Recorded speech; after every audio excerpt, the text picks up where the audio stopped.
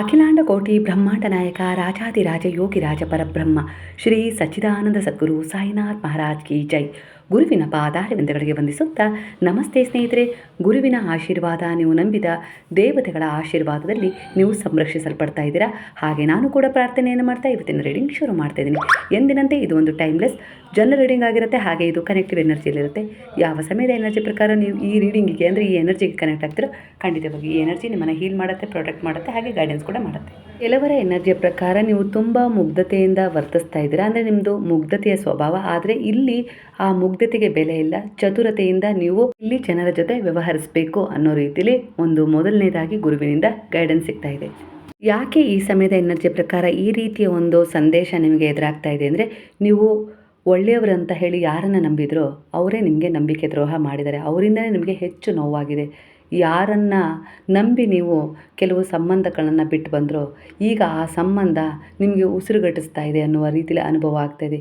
ಏನು ಮಾಡಬೇಕು ಅಂತ ಹೇಳಿ ದಿಕ್ಕು ತೋಚದ ರೀತಿಯಲ್ಲಿ ನಿಮ್ಮ ಜೀವನ ಈಗಿದೆ. ನಿಮ್ಮ ಆತ್ಮಸ್ಥೈರ್ಯವನ್ನು ಒಟ್ಟುಗೂಡಿಸಿ ಧೈರ್ಯದಿಂದ ನೀವು ಚತುರತೆಯಿಂದ ಕೆಲವು ನಿರ್ಧಾರಗಳನ್ನು ತಗೊಂಡ್ರೆ ಖಂಡಿತವಾಗಿ ಇಲ್ಲಿ ನಿಮ್ಮ ಜೀವನವನ್ನು ನೀವು ಬದಲಾಯಿಸ್ಬೋದು ಹೊಸ ಹೆಜ್ಜೆಯ ಇಡುವ ಮೂಲಕ.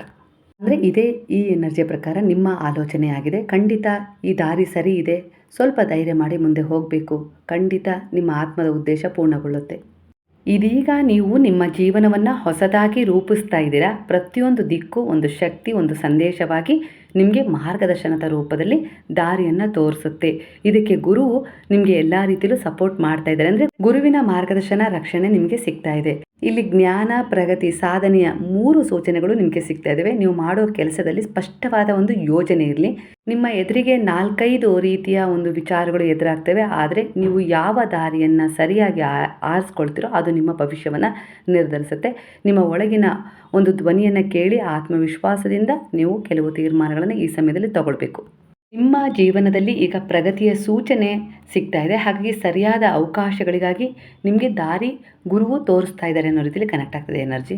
ನೀವು ಏನನ್ನು ಯೋಚಿಸ್ತೀರೋ ಅದು ಎನರ್ಜಿ ಆಗುತ್ತೆ. ನೀವು ಏನು ಮಾಡ್ತೀರೋ ಅದು ಕರ್ಮ ಆಗುತ್ತೆ. ಆ ಕರ್ಮ ನಿಮ್ಮ ಜೀವನಕ್ಕೆ ಹಿಂತಿರುಗಿ ಬರುತ್ತೆ ಅನ್ನೋ ರೀತಿಯಲ್ಲಿ ಬಾಬಾ ನಿಮಗೆ ಹೇಳ್ತಿದ್ದಾರೆ. ನೀವು ಒಳ್ಳೆಯದನ್ನು ಮಾಡಿದರೆ ಒಳ್ಳೆಯದಾಗಿಯೇ ಮರಳಿ ಬರುತ್ತೆ. ನೀವು ನೋವು ಕೊಟ್ಟರೆ ಅದು ಯಾವುದೋ ರೂಪದಲ್ಲಿ ಮತ್ತೆ ನಿಮ್ಮ ಹತ್ತ ಬರುತ್ತೆ. ಇದನ್ನೇ ಕರ್ಮ ಸೈಕ್ಲಿಂಗ್ ಎನರ್ಜಿ ಅಂತ ಹೇಳಿ ಕರೆಯೋದು ಅನ್ನೋ ರೀತಿಯಲ್ಲೂ ಕೂಡ ಇಲ್ಲಿ ಒಂದು ಸೂಚನೆ ಸಿಗ್ತಾ ಇದೆ ಈಗಿನ ಎನರ್ಜಿಗೆ. ಅಂದರೆ ನಿಮಗೆ ಒಂದು ಸ್ಪಷ್ಟತೆ ಕೊಡ್ತಾ ಇದ್ದಾರೆ. ಅಂದರೆ ನೀವೀಗ ಹೊಸ ದಾರಿಯನ್ನು ಅರಸಿ ಹೋಗ್ತಾ ಇದ್ದೀರಾ, ಹೊಸ ತೀರ್ಮಾನಗಳನ್ನು ತಗೊಳ್ತಾ ಇದ್ದೀರಾ, ಹೊಸದೊಂದು ಆರಂಭವನ್ನು ನಿಮ್ಮ ಜೀವನದಲ್ಲಿ ಶುರು ಮಾಡಿದ್ದೀರಾ. ಅಂದರೆ ಈ ವಿಚಾರಗಳು ನಿಮಗೆ ಮೊದಲು ನೆನಪಿರಲಿ. ಅಂದರೆ ಆಗಾಗ ಒಂದು ಎಚ್ಚರಿಕೆ ನೀಡೋ ರೀತಿಯಲ್ಲಿ ಅವುಗಳನ್ನು ನೀವು ನೆನಪು ಮಾಡ್ಕೊಳ್ಳಿ. ಆಗ ನೀವು ತಪ್ಪೋದಿಲ್ಲ ದಾರಿನ, ಸರಿಯಾದ ತೀರ್ಮಾನಗಳನ್ನು ತಗೊಳ್ತೀರಾ, ಸರಿಯಾದದ್ದೇ ನಿಮ್ಮ ಜೀವನಕ್ಕೆ ಮರಳಿ ಬರುತ್ತೆ ಅನ್ನೋ ರೀತಿಯಲ್ಲಿ ಗುರು ಗೈಡೆನ್ಸ್ ಕೊಡ್ತಾ ಇದ್ದಾರೆ. ಹಾಗೆ ಗುರುವಿನ ಈ ಮಾರ್ಗದರ್ಶನದಲ್ಲಿ ನೀವು ಸಾಗಿದರೆ ಖಂಡಿತವಾಗಿಯೂ ನಿಮ್ಮ ಏಳು ಬೀಳು, ಹಾಗೆ ನೀವು ಸರಿ ದಾರಿ ತಪ್ಪುಗಳನ್ನು ಎಲ್ಲವನ್ನು ಅವರು ನೋಡ್ತಾ ಹೋಗ್ತಾರೆ, ಗಮನಿಸ್ತಾ ಹೋಗ್ತಾರೆ. ಸಮಯಕ್ಕೆ ಅನುಗುಣವಾಗಿ ನಿಮ್ಮನ್ನು ರಕ್ಷಣೆ ಕೂಡ ಮಾಡ್ತಾರೆ, ಹಾಗೆ ಸಹಾಯ ಕೂಡ ಸಿಗುವಂತೆ ಮಾಡ್ತಾರೆ. ಅದರ ಜೊತೆಗೆ ಮಾರ್ಗದರ್ಶನ ನೀಡ್ತಾರೆ. ನಿಮ್ಮ ಅಂತರಾಳದ ಮೂಲಕ ನಿಮಗೆ ಒಂದು ಧ್ವನಿ ಕೇಳುತ್ತೆ. ನೀವು ಸರಿಯಾದ ದಾರಿಯಲ್ಲಿದ್ದೀರಾ, ಇಲ್ಲ ತಪ್ಪು ದಾರಿಯಲ್ಲಿದ್ದೀರಾ, ಇಲ್ಲ ಯಾರಾದರೂ ನಿಮ್ಮನ್ನು ವಂಚಿಸ್ತಾ ಇದ್ದೀರಾ. ಈ ರೀತಿಯೆಲ್ಲ ಕೆಲವು ಸೂಚನೆಗಳು ನಿಮಗೆ ಸಿಗ್ತವೆ. ಅಂದರೆ ನೀವು ಗುರುವಿನ ಸಂಪರ್ಕದಲ್ಲಿ ಇರೋದ್ರಿಂದಲೇ ನಿಮಗೆ ಒಳಗಿನಿಂದ ಅವರ ಧ್ವನಿ, ಅರಿವಿನ ಧ್ವನಿ ಕೇಳುತ್ತೆ. ಕೆಲವರ ಎನರ್ಜಿಯ ಪ್ರಕಾರ ಮನೆ ಇದೆ. ಆ ಮನೆಯಲ್ಲಿ ಒಂದು ಎಲ್ಲ ರೀತಿಯ ವ್ಯವಸ್ಥೆ ಇದ್ದರೂ ಕೂಡ ಇಲ್ಲಿ ವೈಯಕ್ತಿಕ ಸಂಬಂಧದಲ್ಲಿ ಅಂದರೆ ನೀವು ಮಾತನಾಡ್ತೀರಾ, ಆದರೆ ಮಾತಿನಲ್ಲಿ ಪ್ರೀತಿ ಇಲ್ಲ, ಮಾತಿನಲ್ಲಿ ಕೋಪ ಇದೆ, ಹಳೆಯ ನೋವಿದೆ, ಅಹಂಕಾರ ಮಾತ್ರ ಇದೆ ಅನ್ನೋ ರೀತಿಯಲ್ಲಿ ಕನೆಕ್ಟ್ ಆಗ್ತದೆ. ಹಾಗಾಗಿ ಈ ಸಮಯದಲ್ಲಿ ನೀವು ಕೆಲವು ಬಾರಿ ಮೌನವಾಗಿಬಿಡ್ತೀರಾ. ಅವರ ಕೈಯಲ್ಲಿ ಮೊಬೈಲ್ ಇದೆ, ಆದರೆ ಹೃದಯದಲ್ಲಿ ಖಾಲಿತನ ಇದೆ ಅನ್ನೋ ರೀತಿಯಲ್ಲಿ ಕಾಣಿಸ್ತಾ ಇದೆ. ದಿನವೂ ದೇವರ ಮುಂದೆ ದೀಪ ಹಚ್ಚುತ್ತಾ ಇದ್ದೀರಾ, ಆದರೆ ಮನಸ್ಸಿನಲ್ಲಿ ಭಯ, ಚಿಂತೆ, ಕಳವಳ ಈಗಲೂ ತುಂಬಿದೆ. ಈ ಸಮಯದಲ್ಲಿ ನಿಮ್ಮ ಮೇಲೆ ಒಂದು ಅದೃಶ್ಯ ರಕ್ಷಣೆ ಇದೆ ಅಂತ ಹೇಳಿ ಇಲ್ಲಿ ಕಾಣಿಸ್ತಾ ಇದೆ. ನೀವು ನಡೆಯೋ ದಾರಿಯಲ್ಲಿ ಒಂದು ತಾಯಿ ಶಕ್ತಿ ನಿಮ್ಮನ್ನು ಕಾಪಾಡ್ತಾ ಇದೆ. ಆ ತಾಯಿ ಶಕ್ತಿ ಅಂದರೆ ಪ್ರೀತಿ, ಕಾಳಜಿ, ರಕ್ಷಣೆಯ ರೂಪದಲ್ಲಿ ಇಲ್ಲಿ ಮದರ್ ಎನರ್ಜಿ ಕನೆಕ್ಟ್ ಆಗ್ತಾ ಇದೆ. ಒಂದು ಸುಳ್ಳನ್ನು ನೀವು ನಿಮಗೆ ಹೇಳ್ಕೊಂಡಿರ್ಬೋದು, ಇಲ್ಲ ಯಾರಿಗೋ ಹೇಳಿರ್ಬೋದು. ಇದು ಒಳಗಿನಿಂದ ಕಳವಳ ಹೆಚ್ಚಾಗುವಂತೆ ಈ ಸಮಯದಲ್ಲಿ ನಿಮಗೆ ಮಾಡಿದೆ. ಖಂಡಿತ ಆ ಸುಳ್ಳು ಒಳ್ಳೆಯದಕ್ಕಾಗಿದ್ದರೆ ಖಂಡಿತ ಅದರಿಂದ ಏನೂ ತೊಂದರೆ ಆಗೋದಿಲ್ಲ. ಆ ಸುಳ್ಳು ಯಾರಿಗಾದರೂ ನೋವು ಉಂಟು ಮಾಡ್ತಾ ಇದೆ, ಏನಾದರೂ ಸಮಸ್ಯೆ ಉಂಟು ಮಾಡ್ತಾ ಇದೆ ಅಂದರೆ ಖಂಡಿತ ಅದಕ್ಕೊಂದು ಕ್ಷಮೆಯನ್ನು ಯಾಚಿಸಿ, ನೇರವಾಗಿ ಅಲ್ಲದೇ ಇದ್ದರೂ ಕೂಡ ಆ ಸುಳ್ಳನ್ನು ಸರಿಪಡಿಸುವ ರೀತಿಯಲ್ಲಿ ಒಂದು ನೀವೇ ಏನಾದರೂ ತಯಾರಿ ಮಾಡಬೇಕು ಅನ್ನೋ ರೀತಿಯಲ್ಲಿ ಬರ್ತದೆ. ನೀವು ತಪ್ಪು ದಾರಿಯಲ್ಲಿ ಹೋದರೆ ಜೀವನದಲ್ಲಿ ಅಡ್ಡಿಗಳು ಬರ್ತವೆ. ಹಾಗಾಗಿ ಇಲ್ಲಿ ನಿಮ್ಮಿಂದ ಯಾವುದೇ ಕಾರಣಕ್ಕೂ ಈ ಸಮಯದಲ್ಲಿ ತಪ್ಪಾಗಬಾರ್ದು, ನಿಮ್ಮ ಸುಳ್ಳು ಇನ್ನೊಬ್ಬರಿಗೆ ನೋವು ಕೊಡಬಾರ್ದು ಅನ್ನೋ ರೀತಿಯಲ್ಲಿ ಬರ್ತದೆ. ಹಾಗಾಗಿ ಈ ಸಮಯದಲ್ಲಿ ನಿಮ್ಮ ಸುಳ್ಳು ಒಳ್ಳೆಯದಕ್ಕೋಸ್ಕರ ಆಗಿದ್ದರೆ ಖಂಡಿತ ಅದರ ಉದ್ದೇಶ ಒಳಿತಿನಿಂದ ಕೂಡಿದರೆ ಏನೂ ಸಮಸ್ಯೆ ಇಲ್ಲ. ಆದರೆ ಅದೇನಾದರೂ ಯಾರಿಗಾದರೂ ತೊಂದರೆ ಆಗ್ತಾ ಇದೆ ಅನ್ನೋ ರೀತಿಯಲ್ಲಿ ನಿಮಗೆ ಕಳವಳ ಹೆಚ್ಚಾಗ್ತಿದೆ ಒಳಗಿಂದ ಒಳಗೆ ಅಂದರೆ ಅಲ್ಲಿ ಒಂದು ಕ್ಷಮೆಯನ್ನು ನಿಮಗೆ ನೀವೇ ಕೊಟ್ಕೊಳ್ಬೇಕು. ಅಂದರೆ ನಿಮ್ಮಿಂದ ತಪ್ಪಾಗಿ ಹೋಗಿಬಿಟ್ಟಿದೆ, ನೀವು ಆ ಗಿಲ್ಟಲ್ಲಿ ಇರೋದಕ್ಕಿಂತ ನಿಮಗೆ ನೀವೇ ಕ್ಷಮೆ ಕೊಟ್ಟು ಮುಂದುವರೆದು ಅದನ್ನು ಸರಿಪಡಿಸುವ ಪ್ರಯತ್ನವನ್ನು ಮಾಡಿ ಪ್ರಾಮಾಣಿಕವಾಗಿ. ಇದಕ್ಕೆ ಗುರುವಿನ ಸಹಾಯ, ನೀವು ನಂಬಿದ ದೇವಶಕ್ತಿಗಳ ಸಹಾಯ ಸಿಗುತ್ತೆ. ಹಾಗೆ ಒಂದು ಹಳೆಯ ಕರ್ಮವನ್ನು ತೀರಿಸುವ ಸಮಯ ಬಂದಿದೆ. ಜೀವನದಲ್ಲಿ ಕೆಲ ಕಷ್ಟಗಳು ಬರೋದು ಶಿಕ್ಷೆ ಅಲ್ಲ, ಅದು ಶುದ್ಧೀಕರಣ ಅನ್ನೋ ರೀತಿಯಲ್ಲಿ ಕನೆಕ್ಟ್ ಆಗ್ತದೆ. ಹಾಗಾಗಿ ಇಲ್ಲಿ ಯಾವುದೋ ಒಂದು ಹರಕೆ ಬ್ಯಾಲೆನ್ಸ್ ಇದೆ, ಅದು ನಿಮಗೆ ತುಂಬ ಅಡ್ಡಿ ಆತಂಕಗಳನ್ನು ಮಾಡ್ತಾ ಇದೆ. ಮನೆಯಲ್ಲಿ ಶುಭ ಕಾರ್ಯ ನಡೆಯದಂತೆ ಆಗ್ತಾ ಇದೆ ಅಂದರೆ ಆ ಒಂದು ಹರಕೆ ನೀವು ತೀರಿಸಬೇಕು ಅನ್ನೋ ಸೂಚನೆ ಇಲ್ಲಿ ಸಿಗ್ತಾ ಇದೆ. ಹಾಗಾಗಿ ನಿಮ್ಮ ಹಿರಿಯವರನ್ನು ಕೇಳಿ, ತಂದೆ ತಾಯಿ ಯಾರನ್ನಾದರೂ ಕೇಳಿ, ಅವರೇನಾದರೂ ಹರಕೆ ಮಾಡ್ಕೊಂಡಿದ್ರ ಅಂದರೆ ನಿಮಗೇನಾದರೂ ಒಳ್ಳೆಯದಾಗಲಿ, ಮದುವೆ ಆಗಲಿ, ಸಂತಾನ ಆಗಲಿ, ಏನಾದರೂ ಒಂದು ಹರಕೆ ತೀರಿಸ್ತೀವಿ. ಅದು ಕುಲದೇವರಿಗಾಗಿರ್ಬೋದು, ಇಲ್ಲ ಇನ್ಯಾವುದೇ ರೀತಿ ಒಂದು ಇಷ್ಟ ದೇವರಿಗಾಗಿರ್ಬೋದು, ಇಲ್ಲ ನಿಮ್ಮ ಊರಲ್ಲೇ ಇರುವ ಒಂದು ಗ್ರಾಮ ದೇವತೆ ಆಗಿರ್ಬೋದು. ಅದಕ್ಕೆ ಏನಾದರೂ ಹರಕೆ ಮಾಡಿಕೊಂಡಿದ್ರೆ ಇಲ್ಲಿ ಕೆಲವು ಅಡ್ಡಿ ಆತಂಕಗಳು ಎದುರಾಗ್ತದೆ. ಅಂದರೆ ನೀವು ಆ ವಿಚಾರದಲ್ಲಿ ಹರಕೆಯನ್ನು ತೀರಿಸ್ಕೊಳ್ಬೇಕೀಗ ಆ ಸಮಯ ಬಂದಿದೆ. ಹಾಗಾಗಿ ಇಲ್ಲಿ ಕೆಲವು ಅಡ್ಡಿ ಆತಂಕಗಳು ನಿಮ್ಮ ಎದುರಿಗೆ ನಿಲ್ಲುವ ಮೂಲಕ ಆ ಹರಕೆಯನ್ನು ನೆನಪು ಮಾಡ್ತಾ ಇದ್ದಾವೆ. ಆ ಉದ್ದೇಶವನ್ನು ಪೂರ್ಣಗೊಳಿಸಿಕೊಳ್ಳುವ ಸಮಯ ಇದೇ ಆಗಿದೆ. ಖಂಡಿತ ಎಚ್ಚೆತ್ಕೊಳ್ಳಿ. ನಿಮ್ಮ ಮನಸ್ಸಲ್ಲಿ ಒಂದು ಒಳ್ಳೆಯ ಉದ್ದೇಶ ಇದೆ, ಅಂದರೆ ನಿಮ್ಮದು ಪವಿತ್ರವಾದ ಆತ್ಮ ಅನ್ನೋ ರೀತಿಯಲ್ಲಿ ಕಂಡು ಬರ್ತಾ ಇದೆ. ಅಂದರೆ ಇಲ್ಲಿ ಆ ರೀತಿ ಎನರ್ಜಿ ಕನೆಕ್ಟ್ ಆಗ್ತದೆ. ಅಂದರೆ ನೀವು ಇನ್ನೊಬ್ಬರಿಗೆ ಒಳ್ಳೆಯದಾಗಲಿ ಅಂತಲೇ ಬಯಸ್ತಿದ್ರೆ, ನಿಮಗೆ ಎಷ್ಟೇ ದುಃಖ, ಕಷ್ಟ, ಸಮಸ್ಯೆಗಳು ಎದುರಾದರೂ, ಹಾಗೆ ನಿಮ್ಮ ಕೆಲವು ಇಚ್ಛೆಗಳು ಪೂರ್ಣವಾಗದೇ ಇದ್ದರೂ ಪರವಾಗಿಲ್ಲ, ನಿಮ್ಮನ್ನು ನಂಬಿದವರ ಇಚ್ಛೆ ಪೂರ್ಣ ಆಗಬೇಕು ಅನ್ನೋ ರೀತಿಯಲ್ಲಿ ಅವರಿಗೋಸ್ಕರ ಶ್ರಮಿಸ್ತಾ ಇದ್ದೀರಾ. ನಿಮ್ಮಲ್ಲಿ ದಯೆ, ಕರುಣೆ, ಪ್ರೇಮದ ಸ್ವಭಾವ ಹೆಚ್ಚಿದೆ. ಹಾಗಾಗಿ ನಿಮ್ಮ ಹೃದಯದಲ್ಲಿ ತುಂಬ ಪ್ರೀತಿ ಇದೆ. ನೀವು ಇತರರ ನೋವನ್ನು ನೋಡಿದ ತಕ್ಷಣ ಅವರನ್ನು ಅರ್ಥ ಮಾಡ್ಕೊಳ್ತೀರಾ. ಏನಾದರೂ ಸಹಾಯ ಮಾಡುವ ಸ್ವಭಾವವನ್ನು ಕೂಡ ಹೊಂದಿದ್ದೀರ. ಎಲ್ಲೋ ಒಂದು ರೀತಿಯಲ್ಲಿ ಈ ಸ್ವಭಾವ ನಿಮಗೆ ಕೆಲವು ಬಾರಿ ನೋವು ತಂದಿದೆ, ಆದರೂ ಕೂಡ ಅದು ಒಳ್ಳೆಯ ಕೆಲಸ ಅನ್ನೋ ರೀತಿಯಲ್ಲಿ ನೀವು ಮಾಡ್ಕೊಂಡು ಹೋಗ್ತಾನೆ ಇದ್ದೀರಾ. ಇದು ಕೂಡ ನಿಮ್ಮ ಜೀವನದಲ್ಲಿ ಒಂದು ಪುಣ್ಯವನ್ನು ವೃದ್ಧಿ ಮಾಡ್ತಾ ಇದ್ದೀರಾ, ಹಾಗೆ ಕರ್ಮವನ್ನು ಕಳ್ಕೊಳ್ತಾ ಇದ್ದೀರಾ. ನೀವು ಒಳ್ಳೆಯ ಕೆಲಸವನ್ನು ಮಾಡ್ತಾ ಇದ್ದೀರಾ, ಆದರೂ ಕೂಡ ಜೀವನದಲ್ಲಿ ಸಮಸ್ಯೆಗಳಿದ್ದಾವೆ. ಅಂದರೆ ಇದು ಕರ್ಮ ಕಳೆದುಕೊಳ್ಳುವ ಸಮಯ ಆಗಿದೆ, ಹಾಗೆ ನಿಮ್ಮ ಶುದ್ಧೀಕರಣದ ಸಮಯ ಆಗಿದೆ. ಅದನ್ನು ಗುರುವಿನ ಪಾದಗಳಲ್ಲಿ ನಿಸ್ವಾರ್ಥತೆಯಿಂದ ನೀವು ಶರಣಾಗಿಸಿ ಮುಂದೆ ಹೋಗಿ ಪ್ರಾಮಾಣಿಕವಾಗಿ ನಿಮ್ಮ ಪ್ರಯತ್ನ ಮಾಡ್ತಾ ಹೋದರೆ ಖಂಡಿತವಾಗಿಯೂ ಈಗಿರುವ ಕೆಲವು ಸಮಸ್ಯೆಗಳಿಗೆ ಪರಿಹಾರ ಸಿಗುತ್ತೆ. ಹಾಗೆ ನಿಮ್ಮ ಒಳ್ಳೆತನದಿಂದ ಉಂಟಾದ ಆ ಪುಣ್ಯದ ಫಲ ಸಮಯಕ್ಕೆ ಅನುಗುಣವಾಗಿ ನಿಮ್ಮನ್ನು ಒಂದು ಒಳ್ಳೆಯ ರೀತಿಯಲ್ಲಿ ಬಂದು ಸೇರುತ್ತೆ. ಕೆಲವು ಹಳೆಯ ತಪ್ಪುಗಳನ್ನು ನೀವೀಗ ಸರಿಪಡಿಸ್ಕೊಳ್ತಾ ಇದ್ದೀರಾ, ತಿದ್ಕೊಳ್ತಾ ಇದ್ದೀರಾ ಅನ್ನುವ ರೀತಿಯಲ್ಲಿ ಕೂಡ ಎನರ್ಜಿ ಕನೆಕ್ಟ್ ಆಗ್ತದೆ. ಇದು ಸರಿಯಾದ ದಾರಿಯ ಆಯ್ಕೆಯಾಗಿದೆ. ಇದು ಕರ್ಮದ ಶುದ್ಧೀಕರಣದ ಜೊತೆ ನಿಮ್ಮ ಜೀವನವನ್ನು ಸುರಕ್ಷಿತವಾಗಿಸೋದ್ರ ಜೊತೆಗೆ ನಿಮಗೆ ನಿಮ್ಮ ಜೀವನದಲ್ಲಿ ಯಾವುದು ಒಂದು ಡಿಸರ್ವ್ ಆಗಿದೆಯಲ್ಲ ಅದನ್ನು ಪಡ್ಕೊಳ್ಳೋಕ್ಕೆ ದಾರಿ ಮಾಡಿಕೊಡ್ತಾ ಇದೆ. ನಿಮ್ಮ ಪಾರ್ಟ್ನರ್ ಇಲ್ಲಿ ಅವರ ಒಂದು ಫೀಲಿಂಗ್ಸನ್ನು ಮುಚ್ಚಿಡ್ತಾ ಇದ್ದಾರೆ. ಅವರು ನಿಮ್ಮ ಹತ್ರ ಏನೋ ಹೇಳಬೇಕು ಅಂತ ಅಂದ್ಕೊಳ್ತಾ ಇದ್ದಾರೆ, ಆದರೆ ಹೇಳಲಿಕ್ಕಾಗ್ತಾ ಇಲ್ಲ. ಹಾಗೆ ಒಂದು ಮೆಸೇಜನ್ನು ಮಾಡಬೇಕು ಅಂತೇಳಿ ಅಂದ್ಕೊಳ್ತಾ ಇದ್ದಾರೆ, ಅಲ್ಲಿ ಯಾರದ್ದೋ ಒಂದು ಒತ್ತಡದಿಂದ ಅವರು ನಿಮ್ಮ ಜೊತೆ ಒಂದು ಮೆಸೇಜ್ ಮಾಡೋಕ್ಕಾಗ್ತಾ ಇಲ್ಲ, ಅಂದರೆ ರೆಸ್ಪಾನ್ಸ್ ಮಾಡೋಕ್ಕಾಗ್ತಾ ಇಲ್ಲ. ಒಂದು ಭಯ, ಒಂದು ಆತಂಕ ಎಲ್ಲೋ ಒಂದು ರೀತಿಯಲ್ಲಿ ಅವರನ್ನು ಈ ಸಮಯದಲ್ಲಿ ಹಿಡಿದಿಟ್ಟಿದೆ. ಹಾಗಾಗಿ ಅವರು ನಿಮ್ಮ ಹತ್ರ ಮುಕ್ತವಾಗಿ ತಮ್ಮ ಒಂದು ಮನಸ್ಸಿನ ಒಂದು ವಿಚಾರಗಳನ್ನು ತೆರೆದಿಡಲಿಕ್ಕೆ ಸಾಧ್ಯ ಆಗ್ತಾ ಇಲ್ಲ ಅನ್ನೋ ರೀತಿಯಲ್ಲಿ. ಆದರೆ ನಿಮ್ಮ ಮ್ಯಾನಿಫೆಸ್ಟ್ ಏನಿದೆಯಲ್ಲ ಅದು ತುಂಬ ದೃಢವಾದ ನಂಬಿಕೆಯಿಂದ ಕೂಡಿರೋದ್ರಿಂದ ಖಂಡಿತ ಆದಷ್ಟು ಬೇಗನೆ ಈ ಒಂದು ಸಂಬಂಧ ಏನಿದೆಯಲ್ಲ ಅದು ಸರಿಯಾಗತ್ತೆ. ಅವರು ಮರಳಿ ನಿಮ್ಮ ಹತ್ರ ಬರ್ತಾರೆ, ಹಾಗೆ ತಮ್ಮ ಭಾವನೆಗಳನ್ನು ಮುಕ್ತವಾಗಿ ನಿಮ್ಮ ಹತ್ರ ಹೇಳ್ಕೊಳ್ತಾರೆ. ಮತ್ತು ಆ ಸಂಬಂಧ ಒಂದು ಒಳ್ಳೆಯ ರೀತಿಯಲ್ಲಿ ಹೋಗುತ್ತೆ. ಅಂದರೆ ತಮ್ಮ ತಮ್ಮ ತಪ್ಪುಗಳನ್ನು ಯಾವಾಗ ಅರ್ಥ ಮಾಡಿಕೊಂಡು ತಿದ್ಕೊಂಡು ಆ ಸಂಬಂಧದಲ್ಲಿ ಮುಂದುವರಿಯೋಣ. ಅಂದರೆ ಈ ಗ್ಯಾಪ್ ಆದ ಸಂದರ್ಭದಲ್ಲಿ ಸಾಕಷ್ಟು ಪಾಠ ಅವರಿಗೆ ಜೀವನನೂ ಕಲಿಸಿರುತ್ತೆ, ಕೆಲವು ವಿಚಾರಗಳು ಕೂಡ ಕಲಿಸಿರ್ತವೆ. ಹಾಗಾಗಿ ಅವರು ತುಂಬ ಸಫರ್ ಮಾಡಿದ್ದಾರೆ. ಈಗ ಅವರು ಮರಳಿ ಬಂದರೆ ನಿಮ್ಮ ಜೀವನದಲ್ಲಿ ಹೊಂದಾಣಿಕೆ ಮಾಡ್ಕೊಳ್ಳೋದ್ರ ಜೊತೆಗೆ ನಿಮ್ಮನ್ನು ಪ್ರೀತಿ ಮಾಡ್ತಾ, ಕಾಳಜಿ ಮಾಡ್ತಾ ಅವ್ರು ಮುಂದೆ ಹೋಗ್ತಾರೆ. ಅದಕ್ಕೆ ಅನುಗುಣವಾಗಿ ನೀವು ಕೂಡ ಅವರಿಗೆ ಸಪೋರ್ಟ್ ಮಾಡಬೇಕು. ಕೆಲವೊಂದು ವಿಚಾರಗಳಲ್ಲಿ ತೀರ್ಮಾನವನ್ನು ತಗೊಳ್ಳೋಕ್ಕಾಗದೆ ಆತ್ಮವಿಶ್ವಾಸವನ್ನು ಕುಗ್ಗಿಸ್ಕೊಳ್ತಾ ಇದ್ದೀರಾ. ಕಾರಣ ಇಲ್ಲದೆ ಏನೂ ನಡೆಯೋದಿಲ್ಲ. ಕೆಲವೊಂದು ಕರ್ಮಗಳು ಕಳೆಯುವ ಸಮಯ ಇದಾಗಿರುತ್ತೆ, ಹಾಗೆ ಹೊಸದೊಂದು ತಿರುವು ಸಿಗುವ ಸಮಯವೂ ಇದೇ ಆಗಿರುತ್ತೆ ಅನ್ನೋ ರೀತಿಯಲ್ಲಿ ಎನರ್ಜಿ ಕನೆಕ್ಟ್ ಆಗ್ತದೆ. ಹಾಗಾಗಿ ಅಧೈರ್ಯದಿಂದ ಮುಂದೆ ನೋಡಬೇಡಿ, ಧೈರ್ಯದಿಂದ ಮುಂದೆ ನೋಡಿ, ಆತ್ಮವಿಶ್ವಾಸದಿಂದ ಎದುರು ನೋಡಿ. ಖಂಡಿತವಾಗಿಯೂ ಅದೇ ರೀತಿ ಎನರ್ಜಿ ಕೆಲವರ ಸಹಾಯದ ಮೂಲಕ ನಿಮಗೆ ಕನೆಕ್ಟ್ ಆಗುತ್ತೆ. ಈ ಕ್ಷಣ ನಿಮ್ಮ ಜೀವನದಲ್ಲಿ 2 ಶಕ್ತಿಗಳು ಕೆಲಸ ಮಾಡ್ತಾ ಇದ್ದಾವೆ. ಒಂದು ಸೇವೆ, ಪ್ರೀತಿ, ಕಾಳಜಿಯ ಕೊಡುಗೆ ಆಗಿದ್ದರೆ, ಇನ್ನೊಂದು ಸ್ವಾರ್ಥ, ಭಯ, ಅಸುರಕ್ಷತೆ, ನಾನು ಮಾತ್ರ ಅನ್ನೋ ಮನೋಭಾವದ ಎನರ್ಜಿ ಕನೆಕ್ಟ್ ಆಗಿದೆ. ಈ 2ರ ನಡುವೆ ನೀವು ನಿಂತಿದ್ದೀರಾ. ಯಾವ ದಿಕ್ಕು ಆರಿಸ್ತಿರೋ ಅದು ನಿಮ್ಮ ಜೀವನದ ದಾರಿಯಾಗಿರುತ್ತೆ. ಇಲ್ಲಿ ಸಹಾಯ ಗುರುವು ಮಾಡ್ತಾರೆ, ನೀವು ಅವರಲ್ಲಿ ನಂಬಿಕೆ ಇಟ್ಟು ಶರಣಾದರೆ. ನೀವು ಯಾರಿಗೆ ಏನೇ ಸಹಾಯ ಮಾಡಿದರೂ ಕೂಡ ಅದನ್ನು ಹೃದಯದಿಂದ ಮಾಡ್ತೀರಾ, ಪ್ರತಿಫಲ ನಿರೀಕ್ಷೆ ಕಡಿಮೆ ಇದೆ ನಿಮಗೆ. ಅಂದರೆ ನಾನೊಬ್ರಿಗೆ ಸಹಾಯ ಮಾಡಿದ್ದೀನಿ, ಅವರಿಂದ ನನಗೇನಾದರೂ ಅದಕ್ಕೆ ಪ್ರತಿಫಲ ಸಿಗಬೇಕು ಅಂಥೇಳಿ ನಿರೀಕ್ಷೆ ಮಾಡೋದಿಲ್ಲ ನೀವು. ಇತರರ ಸಂತೋಷದಲ್ಲಿ ನೀವು ಸಂತೋಷ ಕಾಣುವಂಥ ಸ್ವಭಾವ ನಿಮ್ಮದು. ಇನ್ನೊಬ್ಬರಿಗೆ ಒಳ್ಳೇದು ಮಾಡಿದರೆ ಏನು ಸಿಗುತ್ತೆ ಅಂತೇಳಿ ಹಿಂದೆ ಆಲೋಚನೆ ಮಾಡ್ತಿದ್ರಿ, ಆದರೆ ಈಗ ಹಾಗಲ್ಲ ನಿಮ್ಮದು. ಈಗ ಚಿಂತನೆ, ಹೋಲಿಕೆ, ಅಸೂಯೆ, ಕೋಪ, ಇತರರ ನೋವಿನ ಕಡೆ ಗಮನ ಕೊಡ್ತಾ ಇದ್ದೀರಾ. ಸ್ವಲ್ಪ ಮನುಷ್ಯತ್ವ, ಮಾನವೀಯತೆನ ಜಾಗೃತಗೊಳಿಸ್ಕೊಂಡಿದ್ದೀರಾ. ಇದು ಎಲ್ಲೋ ಒಂದು ರೀತಿಲಿ ಒಂದೊಂದ್ಸರಿ ನೋವು ಕೊಡುತ್ತೆ, ಇಲ್ಲ ಅಂತಲ್ಲ, ಆದರೂ ಕೂಡ ಎಲ್ಲೋ ಒಂದು ರೀತಿಲಿ ಒಳ್ಳೆಯ ಫೀಲ್ ಕೂಡ ಕೊಡುತ್ತೆ. ಹಾಗಾಗಿ ನೀವು ಅದನ್ನು ಮಾಡ್ತಾ ಇದ್ದೀರಾ. ಹಾಗೆ ಕೆಲವು ಬದಲಾವಣೆಗಳು ಸಿಗ್ತಾ ಇದ್ದಾವೆ, ಹಾಗೆ ಕೆಲವೊಂದು ಸರಿ ಪಾಠನೂ ಕಲಿತೀರಾ ಅಂತಹ ಒಂದು ವಿಚಾರಗಳಲ್ಲಿ.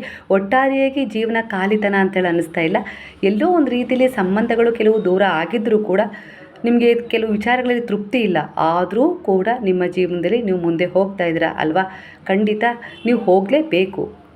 ಇದೇ ಪಾಸಿಟಿವ್ ಎನರ್ಜಿ ಅಂದರೆ ಇದು ನಿಮಗೆ ನಿಮ್ಮ ಒಂದು ಮೌಲ್ಯಗಳಿಗೆ ತಕ್ಕ ಹಾಗೆ ಪ್ರತಿಫಲವನ್ನು ತಂದುಕೊಡುತ್ತೆ. ಅದು ಕೂಡ ಸಮಯಕ್ಕೆ ಅನುಗುಣವಾಗಿ. ಈಗ ಆಗಬೇಕು ಅಂತೇಳಿ ಅದನ್ನು ಬಯಸೋ ಹಾಗಿಲ್ಲ. ನೀವು ಎಲ್ಲರಿಗೂ ಕೊಡಬೇಕು ಅನ್ನೋ ಗುಣ ಇದೆ ನಿಮಗೆ, ಆದರೆ ನಿಮ್ಮನ್ನು ನೀವು ಕಾಪಾಡ್ಕೊಳ್ಬೇಕು ಕೂಡ ಅನ್ನೋ ರೀತಿಯಲ್ಲಿ ಬರ್ತಾ ಇದೆ. ಪ್ರೀತಿ ಕೊಡಿ, ನಂಬಿಕೆ ಇಡಿ, ಸಹಾಯ ಮಾಡಿ, ಆದರೆ ನಿಮ್ಮ ಹೃದಯ ನೋವನ್ನು ಅನುಭವಿಸದಂತೆ ನೋಡ್ಕೊಳ್ಳಿ, ಎಚ್ಚರ ವಹಿಸಿ. ನೀವು ಸೇವೆ ಮಾಡಿದಾಗ, ದಯೆ ತೋರಿಸಿದಾಗ, ಕರುಣೆ ತೋರಿಸಿದಾಗ ದೈವಿಕ ಶಕ್ತಿ ನಿಮ್ಮ ಮೂಲಕ ಹರಿಯುತ್ತೆ. ಕೆಲವು ಬಾರಿ ನಿಮ್ಮ ಸುತ್ತಮುತ್ತ ಇರುವ ಕೆಲವು ಜನರು ಏನು ಮಾಡ್ತಾರೆ ಅಂದರೆ ನಿಮಗೆ ಸ್ವಾರ್ಥವಾದ ಒಂದು ಆಲೋಚನೆ ಬರುವ ಹಾಗೆ ಒಂದು ಮಾತುಗಳನ್ನು ಆಡ್ತಾರೆ. ಇವೆಲ್ಲ ಮಾಡೋದ್ರಿಂದ ಏನು ಸಿಗುತ್ತೆ ಅನ್ನೋ ರೀತಿಲಿ. ಈ ರೀತಿ ಮಾಡಿದಾಗ ಹರಿವು ನಿಲ್ಲುತ್ತೆ. ಅಂದರೆ ಅವರ ಮಾತುಗಳಿಗೆ ನೀವು ಯಾವತ್ತಿಗೂ ಕೂಡ ಪ್ರೋತ್ಸಾಹ ಕೊಟ್ಟು ಒಳಗಾಗಬಾರ್ದು. ನಿಮ್ಮ ಧರ್ಮ ಏನಿದೆ, ನಿಮ್ಮ ಮನಸ್ಸು ಏನು ಹೇಳುತ್ತೆ ಅದನ್ನು ನೀವು ಮಾಡಬೇಕು. ಯಾರ ಮಾತಿನ ಕಡೆನೂ ಗಮನ ಕೊಡಬಾರ್ದು. ಒಳ್ಳೆಯ ಉದ್ದೇಶದ ಕಡೆ ನೀವು ಹೊರಟಾಗ ಸಹಾಯಕರಿಗೆ, ಪ್ರಾಣಿ ಪಕ್ಷಿಗಳಿಗೆ, ಪ್ರಕೃತಿಗೆ ಸೇವೆ ಮಾಡ್ತಾಯಿದ್ರೆ ನಿಮ್ಮ ಕೈಲಾದ ಮಟ್ಟಿಗೆ ಈ ಸೇವೆ ನಿಮ್ಮನ್ನು ಮೇಲೆತ್ತುತ್ತೆ, ಅಂದರೆ ಪ್ರಗತಿ ಕೊಡುತ್ತೆ. ಸ್ವಾರ್ಥ ನಿಮ್ಮನ್ನು ಖಾಲಿ ಮಾಡುತ್ತೆ. ಈ ಮಾತುಗಳೊಂದಿಗೆ ನೀವು ಮುಂದೆ ಸಾಗಿದಾಗ ಬ್ಯಾಲೆನ್ಸ್ ನಿಮ್ಮನ್ನು ಸಂಪೂರ್ಣ ಮಾಡುತ್ತೆ. ನಿಮ್ಮ ಜೀವನದಲ್ಲಿ ಒಂದು ದೊಡ್ಡ ಸತ್ಯ ಹೊರ ಬರ್ತಾ ಇದೆ. ಪ್ರತಿಯೊಂದು ಸಂಬಂಧಕ್ಕೂ ಒಂದು ಆರಂಭ ಅನ್ನೋದು ಇದ್ದೇ ಇರುತ್ತೆ, ಒಂದು ಪ್ರಯಾಣ ಅನ್ನೋದು ಇರುತ್ತೆ, ಒಂದು ಅಂತ್ಯ ಅನ್ನೋದು ಕೂಡ ಇರುತ್ತೆ. ಇದು ದುಃಖದ ವಿಷಯ ಅಲ್ಲ. ನಿಮ್ಮ ಜೀವನ ನಿಮ್ಮ ಕರ್ಮಕ್ಕನುಸಾರವಾಗಿ ಸಹಜವಾಗಿ ನೀಡ್ತಾ ಇರುವ ಒಂದು ಬದಲಾವಣೆ ಆಗಿದೆ ಅನ್ನೋ ರೀತಿಯಲ್ಲಿ ಬರ್ತದೆ. ಒಂದು ಸಂಬಂಧ ಬರುತ್ತೆ, ಅದು ಪ್ರೀತಿ, ನಂಬಿಕೆ, ಕನಸುಗಳ ಜೊತೆ ನಿಮ್ಮ ಜೊತೆ ಮುಂದೆ ಹೋಗುತ್ತೆ ಅನ್ನೋ ರೀತಿಯಲ್ಲಿ ಕಾಣಿಸ್ತದೆ. ಕೆಲ ಕಾಲ ಅದು ನಿಮ್ಮ ಜೊತೆನೇ ಇರುತ್ತೆ, ನಂತರ ಬದಲಾವಣೆ ಕೂಡ ಆಗುತ್ತೆ, ಕೆಲವೊಮ್ಮೆ ದೂರ ಕೂಡ ಆಗ್ಬೋದು. ಅಂದರೆ ಅದರ ಋಣ ಮುಗಿದ ಮೇಲೆ, ಆತ್ಮದ ಉದ್ದೇಶ ಮುಗಿದ ಮೇಲೆ ಅದು ಅಲ್ಲಿಂದ ದೂರ ಆಗುತ್ತೆ ಅನ್ನೋ ರೀತಿಯಲ್ಲಿ ಕೂಡ ಕನೆಕ್ಟ್ ಆಗ್ತದೆ. ಹಾಗಾಗಿ ಅಂಟಿಕೊಳ್ಳುವ ರೀತಿಲಿ ನೀವು ಆ ಸಂಬಂಧವನ್ನು ಸಂಪೂರ್ಣವಾಗಿ ಅವರೇ ಅಂದರೆ ಅದಿಲ್ಲದೆ ನಾನು ಬದುಕೋದೇ ಇಲ್ಲ ಅನ್ನೋ ರೀತಿಲಿ ಇರಬಾರ್ದು ಅನ್ನೋ ರೀತಿಲಿ ಬರ್ತದೆ. ಸಮಾನವಾಗಿ ತೊಗೊಳ್ಬೇಕು ಅನ್ನೋ ರೀತಿಲಿ ಗುರುವು ಹೇಳ್ತಾ ಇದ್ದಾರೆ. ಜನರು ಬದಲಾಗ್ತಾರೆ, ಭಾವನೆಗಳು ಕೂಡ ಬದಲಾಗ್ತವೆ, ಕರ್ಮದ ಪಾಠಗಳು ಕೂಡ ಮುಗೀತವೆ. ಹಾಗಾಗಿ ಇಲ್ಲಿ ಕೆಲವು ಕಾರಣವಿಲ್ಲದೆ ಏನೂ ನಡೆಯೋದಿಲ್ಲ. ಆ ಕಾರಣಕ್ಕನುಸಾರವಾಗಿ ನೀವು ವಾಸ್ತವ ಸತ್ಯಗಳನ್ನು ಒಪ್ಕೊಂಡಾಗ ನಿಮ್ಗೆ ನೋವು ಆಗೋದಿಲ್ಲ, ಹಾಗೆ ಸಂತೋಷನೂ ಕೂಡ ಆಗೋದಿಲ್ಲ.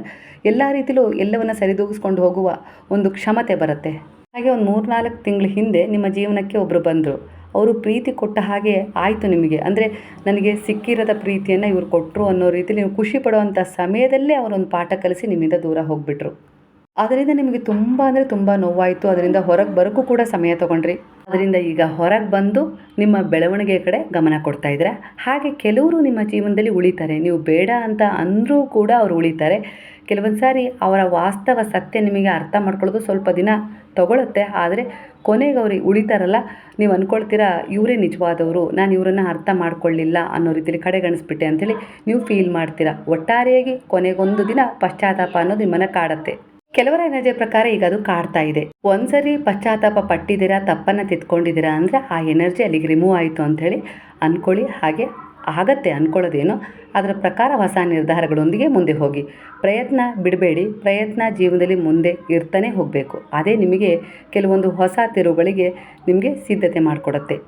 ಪ್ರತಿ ಸಂಬಂಧವು ನಿಮ್ಮ ಜೀವನದಲ್ಲಿ ನಿಮ್ಗೆ ಏನಾದರೂ ಕೊಟ್ಟಿದೆ ಅಲ್ವಾ? ಒಂದು ಪ್ರೀತಿ ಕೊಟ್ಟಿದೆ, ಒಂದು ಪಾಠ ಕೊಟ್ಟಿದೆ, ಒಂದು ನೆನಪು ನಿಮ್ಮ ಜೀವನದಲ್ಲಿ ಶಾಶ್ವತವಾಗಿ ಉಳಿಯೋ ಹಾಗೆ ಮಾಡಿದೆ ಅಲ್ವಾ? ಎಲ್ಲದಕ್ಕೂ ಒಂದು ಕೃತಜ್ಞತೆಯನ್ನು ಸಲ್ಲಿಸಿಬಿಡಿ. ಹೃದಯ ಹಗುರವಾಗತ್ತೆ. ಏನೋ ಒಂದನ್ನು ಕಳೆದುಕೊಂಡಂತಹ ಒಂದು ವಿಚಾರ ಭಾಸವಾಗ್ತಾ ಇರ್ಬೋದು, ಆದರೆ ನೀವು ಕಳೆದುಕೊಂಡಿಲ್ಲ, ನೀವು ಕಲ್ತಿದ್ದೀರಾ. ಜೀವನದಲ್ಲಿ ಬಂದ ಸಂಬಂಧಗಳೇ ಆಗಿರ್ಬೋದು, ವಿಚಾರಗಳೇ ಆಗಿರ್ಬೋದು, ಪ್ರತಿಯೊಂದು ನಿಮ್ಮ ಆತ್ಮವನ್ನು ರೂಪಿಸಲು ಬಂದವರು ಅನ್ನೋ ರೀತಿಯಲ್ಲಿ ಕೃತಜ್ಞತೆಯನ್ನು ಸಲ್ಲಿಸಿ ಮುಂದೆ ಹೋಗೋದನ್ನು ಮರಿಬೇಡಿ. ಭಯ ಪಡಬೇಡಿ. ಹೊಸ ಒಂದು ದಾರಿಗೆ ಹೋಗಬೇಕಾದ್ರೆ ಅಲ್ಲಿ ಅದರ ದಾರಿ ಪರಿಚಯ ಇರೋದಿಲ್ಲ, ಸ್ವಲ್ಪ ಭಯ ಅನ್ನಿಸ್ಬೋದು. ಆದರೆ ಗುರುವಿನ ಜೊತೆ ನಿಮ್ಮ ಪ್ರಯಾಣ ಶುರುವಾಗಿದೆ ಅಂದರೆ ಅಲ್ಲಿ ನೀವು ಹೆದರೋ ಅವಶ್ಯಕತೆ ಇಲ್ಲ. ಅವರಲ್ಲಿ ಶರಣಾಗಿ ಅವರ ಸ್ಮರಣೆಯೊಂದಿಗೆ ಮುಂದೆ ಹೋಗಿ. ಪ್ರತಿ ಒಂದು ಸಂಬಂಧಕ್ಕೂ ಒಂದು ಕಾಲಮಿತಿ ಅನ್ನೋದು ಇದ್ದೇ ಇರುತ್ತೆ. ಆದರೆ ಅದು ನಿಮಗೆ ಕಲಿಸಿದ ಪಾಠಗಳು ಮಾತ್ರ ಶಾಶ್ವತವಾಗಿ ನಿಮ್ಮ ಮನಸ್ಸಲ್ಲಿ ಉಳಿಯುತ್ತೆ ಅಲ್ವಾ? ಅದೇ ರೀತಿ ಕೆಲವು ಪಾಠಗಳು ಉಳಿದಿದ್ದಾವೆ. ಜೀವನ ನಿಮಗೀಗ ಒಂದು ಕನ್ನಡಿಯಂತೆ ತೋರ್ತಾ ಇದೆ. ನೀವೇನು ಕೊಟ್ಟಿರೋದೋ ಅದನ್ನೇ ತೋರಿಸ್ತಾ ಇದೆ. ನೀವು ನಿಮ್ಮ ಜೀವನದಲ್ಲಿ ಯಾರನ್ನಾದರೂ ಮೊದಲ ಬಾರಿ ನೋಡಿದಾಗ ಒಳಗೆ ಒಂದು ಭಾವನೆ ಬರ್ತಾ ಇದೆ. ಆ ವ್ಯಕ್ತಿ ನನಗೆ ಹೊಸಬಳು ಅಲ್ಲ, ಅವಳನ್ನು ನಾನೆಲ್ಲೋ ಹಿಂದೆ ನೋಡಿದ್ದೆ, ಅವ್ರ ಬಗ್ಗೆ ನನಗೆ ತಿಳಿದಿದೆ ಅನ್ನೋ ರೀತಿಯಲ್ಲಿ ಫೀಲ್ ಆಗ್ತಾ ಇದೆ ಅಂದರೆ ಅದನ್ನೇ ಸೋಲ್ಮೇಟ್ ಎನರ್ಜಿ ಅಂತೇಳಿ ಕರೆಯೋದು. ಇದೇ ರೀತಿ ಎನರ್ಜಿ ನಿಮಗೀಗ ಕನೆಕ್ಟ್ ಆಗ್ತಾ ಇದೆ. ಯಾವುದೋ ವ್ಯಕ್ತಿಯ ಬಗ್ಗೆ ಆ ರೀತಿ ನೀವು ಅಂದ್ಕೊಳ್ತಾ ಇದ್ದೀರಾ, ಹಾಗೆ ಯಾವುದೋ ಒಂದು ವಿಚಾರ ನಡೆದಿದೆ ಅನ್ನೋ ರೀತಿಯಲ್ಲಿ ನಿಮಗೆ ಅನುಭವ ಆಗ್ತಾ ಇದೆ ಅಂದರೆ ಸೋಲ್ಮೇಟ್ ಎನರ್ಜಿಯಲ್ಲಿ ನೀವೀಗಿದ್ದೀರಾ. ಅದು ನೀವು ಕೆಲಸ ಮಾಡೋ ಜಾಗದಲ್ಲಾಗಿರ್ಬೋದು, ಇಲ್ಲ ಎಲ್ಲೋ ಒಂದು ಪಯಣದಲ್ಲಾಗಿರ್ಬೋದು. ಒಟ್ಟಾರೆಯಾಗಿ ಹೆಚ್ಚು ಮಾತಿರಲ್ಲ, ಒಂದು ಕಣ್ಣು ಅಂದರೆ ನೀವಿಬ್ಬರು ನೋಡಿದರೆ ಸಾಕು ಮನಸ್ಸು ಕನೆಕ್ಟ್ ಆಗ್ತಾ ಹೋಗುತ್ತೆ. ನೋಡಬೇಕು ಅನಿಸುತ್ತೆ, ಇಲ್ಲ ಅವ್ರ ಬಗ್ಗೆ ನಿಮಗೆಲ್ಲ ತಿಳಿದಿದೆ ಅನ್ನೋ ರೀತಿಯಲ್ಲಿ ಅನುಭವ ಆಗ್ತಾ ಇದೆ ಈಗ ನಿಮಗೆ. ಇದು ಹಿಂದಿನ ಜನ್ಮದ ಸಂಪರ್ಕವನ್ನು ಸೂಚಿಸ್ತಾ ಇದೆ. ಅಪೂರ್ಣವಾದ ಒಂದು ಪ್ರೀತಿ ಆಗಿರ್ಬೋದು, ಮುಗಿಯದ ಸಂಬಂಧ ಅಥವಾ ಗಾಢವಾದ ಒಂದು ಬಂಧ. ಇದು ನೀವು ಮದುವೆಯಾಗಿ ಒಬ್ಬರನ್ನ ಬಿಟ್ಟು ಇನ್ನೊಂದು ಸಂಬಂಧದ ಜೊತೆ ಬೆಸ್ಕೊಂಡಿದ್ದೀರಾ ಅಂದರೂ ಕೂಡ ಇದೇ ಸೋಲ್ಮೇಟ್ ಎನರ್ಜಿಯನ್ನು ಕನೆಕ್ಟ್ ಮಾಡ್ತಾ ಇದೆ. ಅದು ಅಪೂರ್ಣ ಪ್ರೀತಿ, ಮುಗಿಯದ ಸಂಬಂಧವನ್ನು ಇಲ್ಲಿ ಪೂರ್ಣಗೊಳಿಸ್ಕೊಳ್ಳೋಕ್ಕೋಸ್ಕರನೇ ನೀವು ಬಂದಿದ್ದೀರಿ. ನಿಮ್ಮ ಆತ್ಮದ ಉದ್ದೇಶನೇ ಅದಾಗಿದೆ ಅನ್ನೋ ರೀತಿಯಲ್ಲಿ ಕೂಡ ಕನೆಕ್ಟ್ ಆಗ್ತಾ ಇದೆ. ಹಾಗಾಗಿ ಕೆಲವೊಂದು ಸಾರಿ ನೀವು ಯಾರನ್ನಾದರೂ ಬಯಸಿ ಅವ್ರ ಜೊತೆ ಇದ್ದೀರಾ, ಯಾವುದೋ ಒಂದು ಸಂಪರ್ಕವನ್ನು ಇಟ್ಕೊಂಡಿದ್ದೀರಾ ಅಂದರೆ ಅದು ಇಲ್ಲಿ ಯಾವ ರೀತಿ ಹೇಳುತ್ತೆ ಅಂದರೆ ಕಾರಣ ಇಲ್ಲದೆ ಏನೂ ಯಾರೂ ಸಿಗೋದಿಲ್ಲ. ಅದೇ ರೀತಿ ನಿಮ್ಮ ಜೀವನದಲ್ಲಿ ಒಂದು ಈ ರೀತಿ ಘಟನೆ ನಡೆದಿದೆ, ಅದಕ್ಕೆ ನೀವು ಬ್ಯಾಡ್ ಫೀಲ್ ಮಾಡಬೇಡಿ, ಗಿಲ್ಟ್ ಫೀಲ್ ಮಾಡ್ಕೊಳ್ಬೇಡಿ. ಆಗೋದೆಲ್ಲ ಒಳ್ಳೆಯದಕ್ಕೆ ಅನ್ನೋ ರೀತಿಯಲ್ಲಿ ಒಂದು ಉದ್ದೇಶ ಒಳಿತಿನಿಂದ ಕೂಡಿದರೆ ಖಂಡಿತವಾಗಿ ಅದು ಒಂದು ಕರ್ಮವನ್ನು ಎಂಡ್ ಮಾಡೋಕ್ಕೆ ಬಂದಿರುತ್ತೆ, ಇಲ್ಲ ಒಂದು ಪಾಠವನ್ನು ಕಲಿಸ್ಲಿಕ್ಕೆ ಬಂದಿರುತ್ತೆ. ಆ ಪಾಠ ಕಲಿತು ಬೇರೆ ರೀತಿ ಒಂದು ಜರ್ನಿಯನ್ನು ಶುರು ಮಾಡಬೇಕಾಗಿರುತ್ತೆ. ಇಲ್ಲ ಅಂದರೆ ಅಲ್ಲಿ ಒಂದು ಅವಮಾನ ನಿಂದನೆಯನ್ನು ಅನುಭವಿಸಬೇಕೋ ಆಗಿ ಬಂದಿರುತ್ತೆ. ಯಾಕಂದರೆ ಅದು ಕರ್ಮ ಆಗಿರುತ್ತೆ. ನೀವೇ ಕೊಟ್ಟ ಕರ್ಮವನ್ನು ಈ ರೀತಿ ನೀವು ಅನುಭವಿಸಿ ಅದನ್ನು ಕ್ಲಿಯರ್ ಮಾಡ್ಕೊಳ್ಬೇಕಾಗಿರುತ್ತೆ. ಹಾಗಾಗಿ ಆ ಒಂದು ಎನರ್ಜಿ, ಆ ವ್ಯಕ್ತಿ, ಆ ಒಂದು ವಿಚಾರ ನಿಮ್ಮ ಜೀವನದಲ್ಲಿ ಮರಳಿ ಬಂದಿರುತ್ತೆ. ಪದೇ ಪದೇ ಅದೇ ರೀತಿಯ ಒಂದು ವಿಚಾರಗಳು ಎದುರಾಗ್ತಾ ಇದ್ದಾವೆ ಅಂದರೆ ಇದು ಸೋಲ್ಮೇಟ್ ಎನರ್ಜಿಯನ್ನು ಸೂಚಿಸ್ತಾ ಇದೆ. ಈ ಜನ್ಮದಲ್ಲಿ ಆ ವ್ಯಕ್ತಿ ಹಾಗೆ ಆ ವಿಚಾರಗಳು ಮತ್ತೆ ಕನೆಕ್ಟ್ ಆಗಿ ಪೂರ್ಣಗೊಳಿಸೋಕೆ ಅಥವಾ ಪಾಠ ಕಲಿಸೋಕೆ ಎಲ್ಲ ರೀತಿ ಒಂದು ಸಿದ್ಧತೆ ಮಾಡಿಕೊಂಡೇ ಬಂದಿರುತ್ತೆ.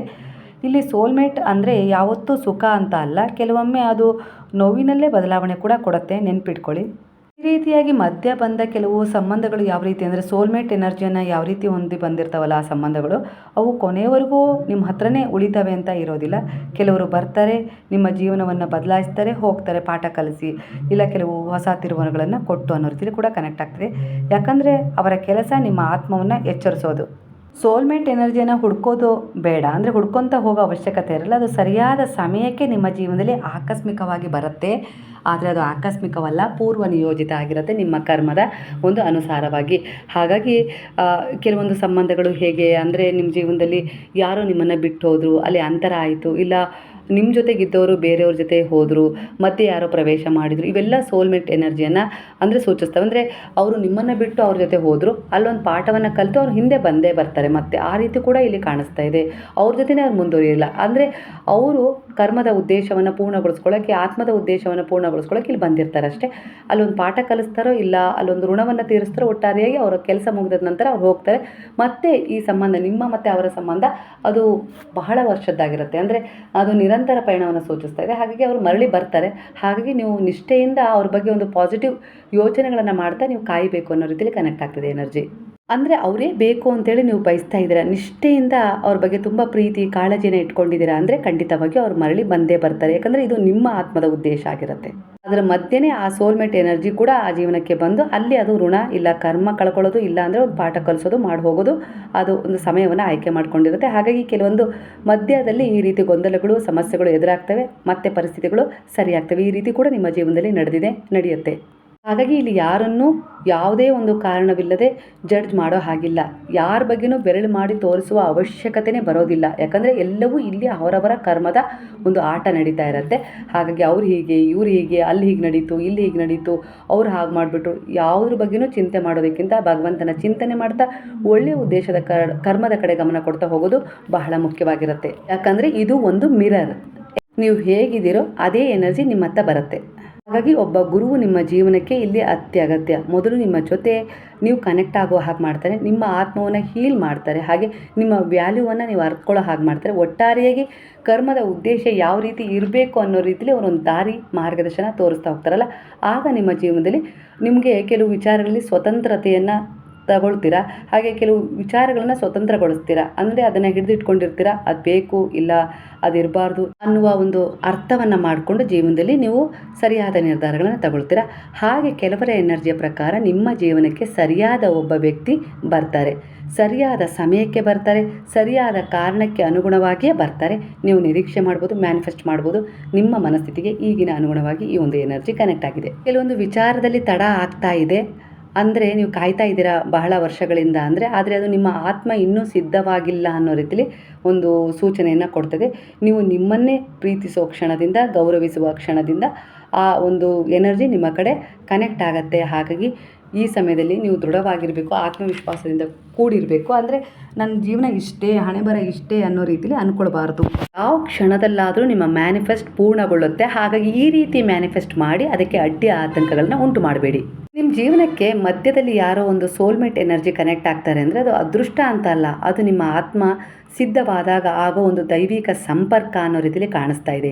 ಇಲ್ಲಿ ಟಾಕ್ಸಿಕ್ ಒಂದು ಪ್ಯಾಟ್ರನ್ನಲ್ಲಿ ನೀವು ಸಿಕ್ಕಾಕೊಂಡಿದ್ದೀರಾ ಅನ್ನೋ ರೀತಿಯಲ್ಲಿ ಕಾಣಿಸ್ತಾ ಇದೆ. ಅಂದರೆ ತಪ್ಪಾದ ಜನರನ್ನು ಆಯ್ಕೆ ಮಾಡ್ಕೊಂಡ್ಬಿಟ್ಟಿದ್ದೀರಾ, ತಪ್ಪಾದ ವಿಚಾರಗಳಲ್ಲಿ ಸಮಸ್ಯೆಯನ್ನು ಮಾಡ್ಕೊಂಡ್ಬಿಟ್ಟಿದ್ದೀರಾ, ಬಿಡಬೇಕಾದ ಸಂಬಂಧಗಳನ್ನು ಹಿಡಿದಿಟ್ಕೊಂಡಿದ್ದೀರಾ, ಅನಿವಾರ್ಯವಾಗಿ ಬಿಡಬೇಕಾದ ವಿಚಾರವನ್ನೂ ಕೂಡ ಅನಿವಾರ್ಯವಾಗಿ ಹಿಡಿದಿಟ್ಕೊಂಡಿದ್ದೀರಾ. ಇವು ಬದಲಾಗ್ತವೆ ಅನ್ನೋ ಭ್ರಮೆಯಲ್ಲಿದ್ದೀರಾ. ಆದರೆ ಇದು ಕರ್ಮ, ಅಂದರೆ ಈ ಕರ್ಮದ ಪ್ಯಾಟ್ರನ್ನ ಸೂಚಿಸ್ತಾ ಇದೆ. ಹಿಂದಿನ ನೋವು ಅದೇ ರೀತಿಯ ವ್ಯಕ್ತಿಗಳನ್ನು ಆಕರ್ಷಣೆ ಮಾಡುವ ಹಾಗೆ ಮಾಡಿದೆ. ಈ ಎನರ್ಜಿ ನಿಮ್ಮ ಎನರ್ಜಿಗೆ ಕನೆಕ್ಟ್ ಆಗ್ತದೆ ಅಂದರೆ ಇದಕ್ಕೆ ದಾರಿ ತೋರಿಸಬಲ್ಲರು ಒಂದೇ ಒಂದು ಶಕ್ತಿ, ಅದು ಗುರು ಶಕ್ತಿ. ಅವರ ಶರಣದಲ್ಲಿ ಶರಣಾಗಿ ಸಮರ್ಪಣೆ ಮಾಡಿಕೊಂಡು ಈ ವಿಚಾರವನ್ನು ಶರಣಾಗಿಸಿ ಪ್ರಾಮಾಣಿಕ ಪ್ರಯತ್ನ ಮಾಡ್ತಾ ಮುಂದೆ ಹೋಗಿ, ನಿಲ್ಬೇಡಿ.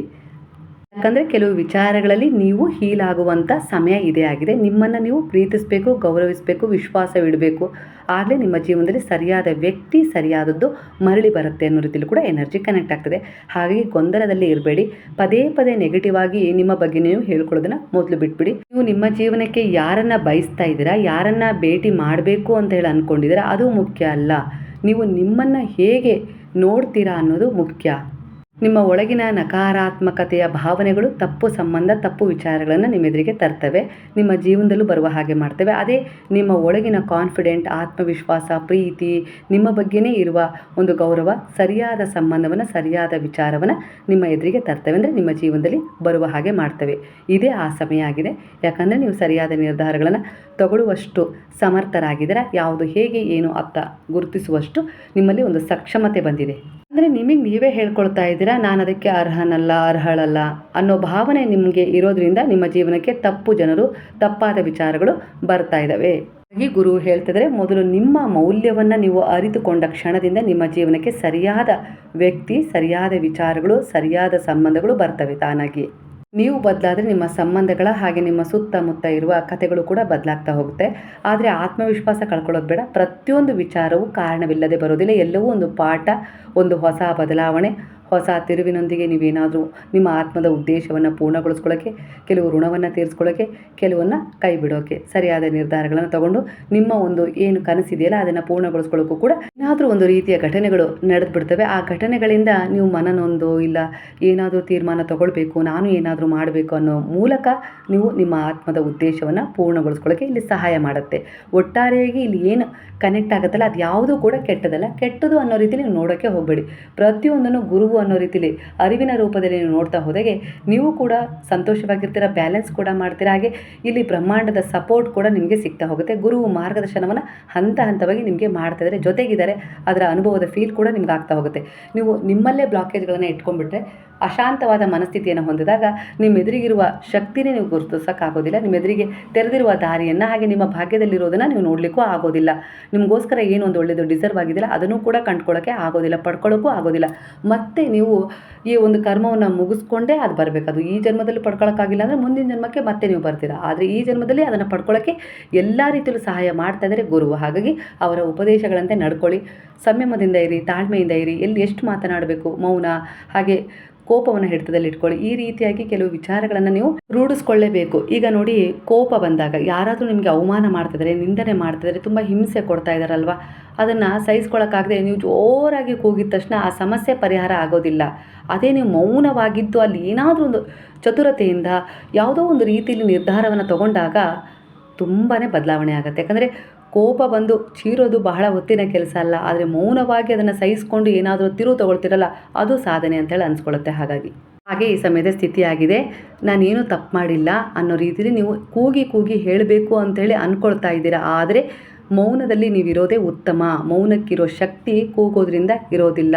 ಅದನ್ನು ಯಾರ ಹತ್ರನಾದ್ರು ಹೇಳ್ಕೊಂಡ್ರೆ ನಿಮ್ಮ ಮನಸ್ಸು ಹಗುರ ಆಗುತ್ತೆ ಅನ್ನೋದಾದರೆ ಈ ಸಮಯವೇ ಗುರುವಿನ ಹತ್ರ ಆ ವಿಚಾರವನ್ನು ಹೇಳ್ಕೊಂಬಿಡಿ. ಖಂಡಿತವಾಗಿಯೂ ಆ ಒಂದು ದುಃಖದ ಎನರ್ಜಿಯನ್ನು ಅವ್ರು ತಗೊಳ್ತಾರೆ. ನಿಮಗೆ ಪಾಸಿಟಿವ್ ಎನರ್ಜಿಯನ್ನು ಮೂಡಿಸುವ ಮೂಲಕ ಹೊಸ ನಿರ್ಧಾರದೊಂದಿಗೆ ನಿಮಗೆ ಹೊಸ ಬೆಳಗನ್ನು ಕೊಡ್ತಾರೆ. ಆಗ ನೀವು ಸರಿಯಾದ ನಿರ್ಧಾರದೊಂದಿಗೆ ಆ ದಿನ ತುಂಬ ಫುಲ್ಫಿಲ್ ಆಗಿ ಕೆಲವು ವಿಚಾರಗಳನ್ನು ಪೂರ್ಣಗೊಳಿಸ್ಕೊಳ್ತೀರಾ. ಹಾಗೆ ನೀವು ಕೂಡ ತೃಪ್ತಿಯಿಂದ ಅವತ್ತಿನ ದಿನ ಕಳೀತೀರಾ. ಅಂದರೆ ಎಲ್ಲ ಸರಿಯಾಗುತ್ತೆ, ನನ್ನ ಜೀವನದಲ್ಲಿ ಏನಿತ್ತು ಅದು ಸರಿ ಇರಲಿಲ್ಲ, ಹಾಗಾಗಿ ದೂರ ಆಯಿತು, ಏನು ಬರಬೇಕು ಅಂತೇಳಿ ಆ ಭಗವಂತನ ಒಂದು ಪ್ರೇರಣೆ ಇದೆಯೋ ಅದು ಬರುತ್ತೆ.